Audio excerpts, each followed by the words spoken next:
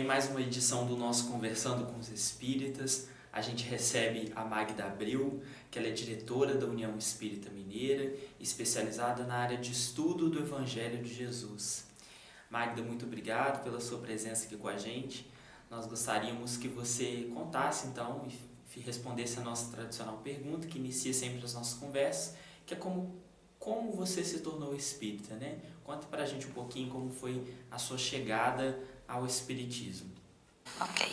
Bom, primeiramente eu gostaria então de agradecer a Deus pela oportunidade, aos irmãos queridos aqui de Juiz de Fora, pela oportunidade que nos oferecem.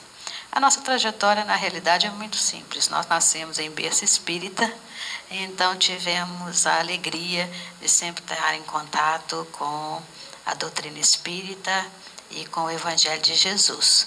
O grupo espírita que nós frequentamos, que foi fundado dentro da família, sempre teve muita afinidade com a proposta do estudo do Evangelho à luz da doutrina espírita. Então, essa sempre foi uma prática nossa, não apenas na casa espírita, mas também dentro do próprio lar. E tivemos também a alegria da oportunidade que foi aberta para todos nós, pela União Espírita Mineira, à época pela dona Neném, que era Maria Luoto, né? Ela abriu essa oportunidade para que nós pudéssemos trabalhar lá. Então, fomos evangelizados na União Espírita Mineira, depois começamos a trabalhar pela doutrina lá, dando a nossa contribuição muito simplória e ainda muito carregada das nossas próprias deficiências. Nós tivemos uma parte do tempo fora de Belo Horizonte, mas ao retornamos para a União Espírita, que hoje vive inclusive esse novo momento como um movimento espírita, nesse novo formato de atuação do próprio COFENC. E aí tivemos a oportunidade de contribuir na coordenação da área de estudo do Evangelho de Jesus, onde o nosso foco principal hoje é a divulgação e sensibilização para a necessidade do estudo do Evangelho. Temos trabalhado com uma metodologia que nós hoje estamos chamando de estudo minucioso do Evangelho de Jesus, em nível institucional, mas que surgiu como miudinho no Grupo Emmanuel, e estamos aí oferecendo essa metodologia para o Estado de Minas Gerais, para aqueles que têm afinidade com a área. Então, é basicamente isso. Ei, Magda, então pensando um pouquinho disso que você acabou de falar pra gente, né? Eu penso que a doutrina espírita, os estudos espíritas de uma maneira geral, eles têm cada vez mais se debruçado, se atentado um pouquinho mais para a questão dessa centralidade do estudo do Evangelho à luz da doutrina espírita, né?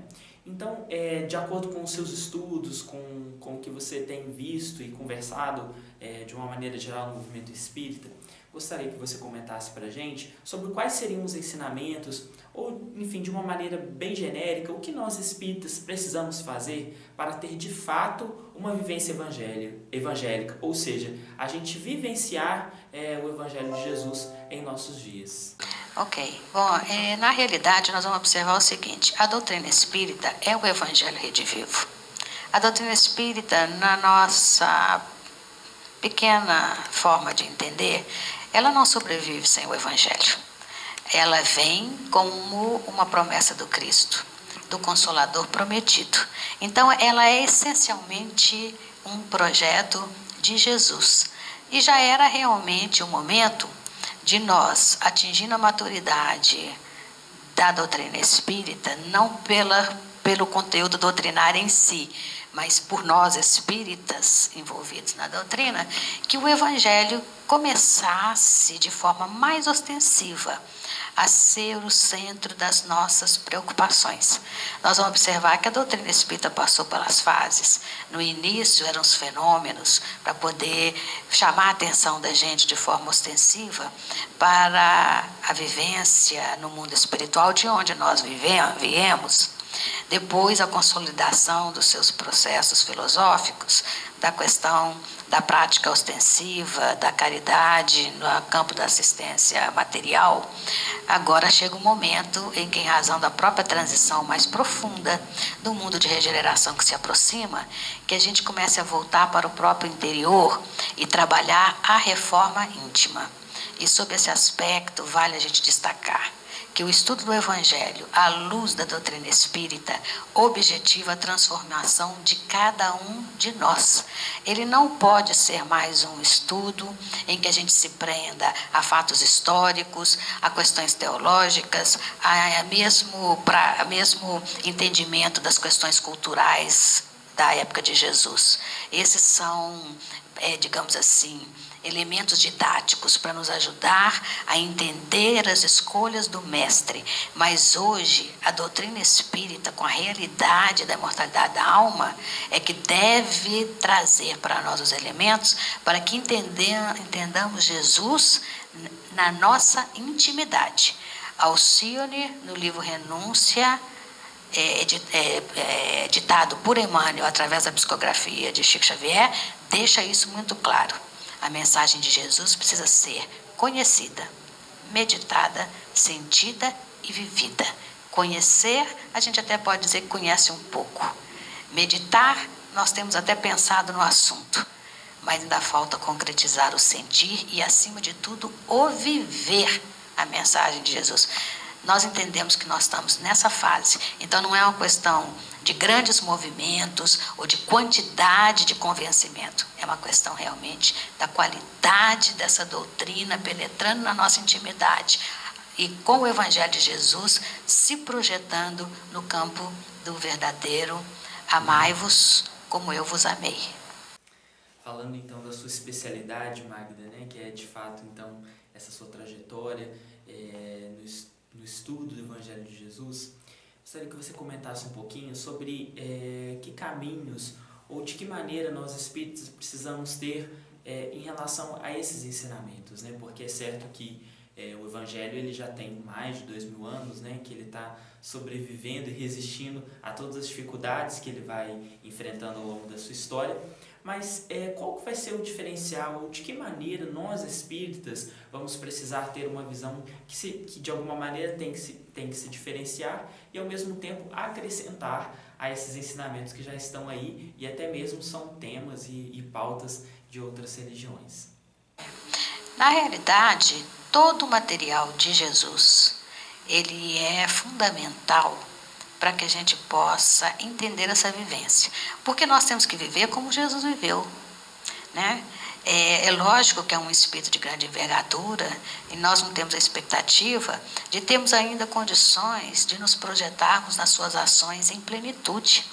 Mas os próprios discípulos de Jesus, seus apóstolos, após o retorno de Jesus ao mundo espiritual, tiveram a oportunidade de vivenciar isso. Está muito bem documentado em obras como os romances de Emmanuel, há 2000 anos atrás, que vai contar sua própria história, 50 anos depois, que vai falar dos primeiros cristãos em seu martírio coletivo, e o livro Ave Cristo, não é isso? Mas nós temos que trabalhar o Evangelho, olhando para o Evangelho agora, sem pressa, sem generalidade, com um pouco mais de aprofundamento. E dentro desse contexto, nós temos trabalhado uma metodologia em que a gente olha expressões do Evangelho, palavras do Evangelho, sempre trazendo para a nossa intimidade. Então, quando Jesus, por exemplo, diz assim: vinde a mim, vós que estáis cansados e oprimidos, nós vamos observar que, se nós nos identificarmos, nos colocando dentro do contexto do Evangelho, ocupando aquelas posições que aqueles que ouviam Jesus à sua época ainda o ouvem hoje na intimidade, nós vamos ver que, pelas nossas deficiências, somos hoje, às vezes nos sentimos como cansados e oprimidos. Se eu colocar essa condição de cansaço e de opressão só no campo do externo, entendendo que eu sou um oprimido, porque as condições externas da sociedade, do ambiente, me inibem, né, nas minhas ações, nós estamos ficando ainda no conhecimento, talvez na meditação, que é válida e é importante. Mas quando eu me vejo como espírito, eu vou ver que a maior opressão vem do homem velho que se encontra na minha intimidade, do homem velho que ainda mantém o orgulho, do fariseu que conhecia muito a lei, mas que ficava inconformado com aquilo que o desafiava diante da transformação de si mesmo. Nós vamos ver que o cansaço é o cansaço dos erros repetidos. E aí, quando a gente se identifica nessa posição, não como alguém que vai ficar desanimado pelo que é, mas como alguém feliz por ter identificado suas próprias deficiências, a gente entende que quando Jesus diz, vinde a mim, o sentido de movimento é de nós para a mensagem de Jesus, não é isso? Mas em outro momento ele fala, ide e pregai. Aí, quando eu já consegui me aproximar de Jesus, o sentido é, agora sai da teoria e vai para a prática do Evangelho. E é isso que nós temos que fazer, trazer o Evangelho com calma, sem pressa para a nossa intimidade, para nós entendermos quais são os movimentos que Jesus tem trazido para nós. Quando Jesus fala, no mundo tereis aflições, mas tende bom ânimo, eu venci o mundo. Além do mundo externo que Kardec tão bem coloca, não é isso? No seu capítulo do Evangelho segundo o Espiritismo sobre as moradas do Pai, nós temos acima de tudo um mundo íntimo. Porque é o mundo íntimo que nos trava. E quando Jesus fala, no mundo tereis aflições, e ele está diante da expectativa da sua crucificação, da incompreensão de um de seus discípulos, da negação de outro, do abandono dos outros, porque só João fica lá com Maria, diante da cruz com Jesus, ele está dizendo, não é das situações e dos desafios externos que nós estamos falando, porque esses vêm como consequência do projeto reencarnatório que nós projetamos, mas é do mundo íntimo. Mesmo porque Emmanuel, numa mensagem, no Palavras de Vida Eterna, que chama Na Vitória Real, ele vai dizer que Jesus, quando diz isso, ele não fala, eu venci no mundo. Ele fala, eu venci o mundo. É dentro desse contexto que a gente está sentindo que nós, como espíritas, precisamos colocar em prática o Evangelho. É entendendo que a doutrina espírita, nós não temos que impor ao outro para a salvação do irmão. A doutrina espírita vem para nos ajudar a superarmos a nós mesmos, o mundo da nossa intimidade.